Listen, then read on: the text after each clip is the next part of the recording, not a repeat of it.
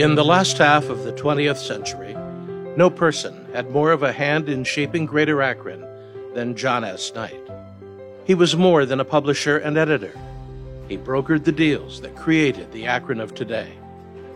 In 1921, the 27-year-old managing editor of the Akron Beacon-Journal, owned by his father, married the 26-year-old Catherine McLean. He was bright, handsome, and dashing. She was brilliant, beautiful, and vivacious. They were Akron's perfect couple to bring in the Roaring '20s, a decade that would revolutionize every aspect of American life. John Knight built their home on South Portage Path on Perkins Hill, an enclave for titans of Akron's industry who built their mansions away from the smoke and smell of the rubber companies that dominated the city. The Knight's architect publicized their work in a brochure that pictured this 6-bedroom stucco two-door with the trappings of 1920s luxury.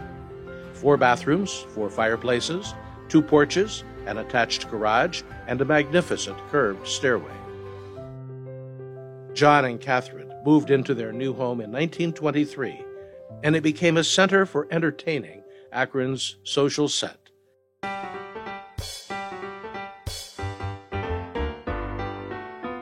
Despite prohibition, there were always highballs with friends and cocktails at the Portage Country Club. Jack played golf frequently with leaders of Akron industry. Katie was among the best women golfers in Akron and the club champion. They loved going to the new Goodyear Theater that featured shows from Broadway and New York nightclubs.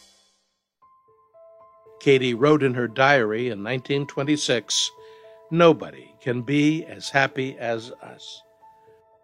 John and Catherine had a true romance. Women won voting rights in 1920, and they took their place in community leadership.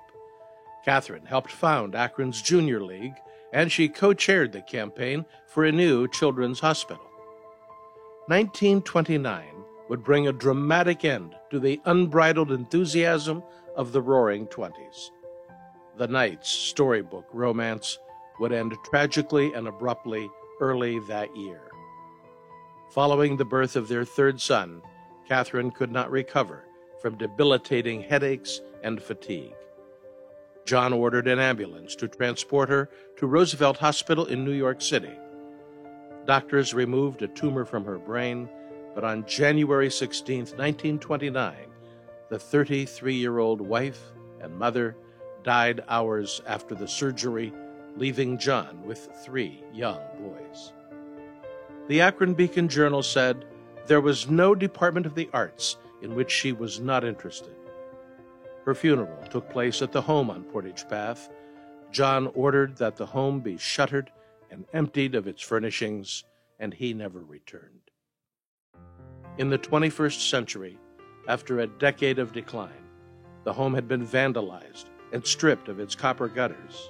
Windows were boarded up. Piles of construction rubbish lay about.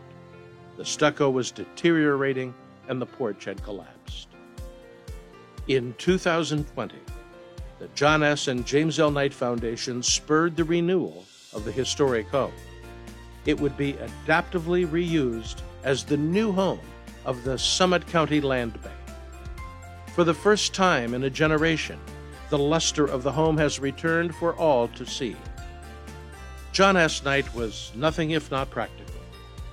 The house that Jack built is home to an agency helping to launch new development in his city and bringing hope to an entire community.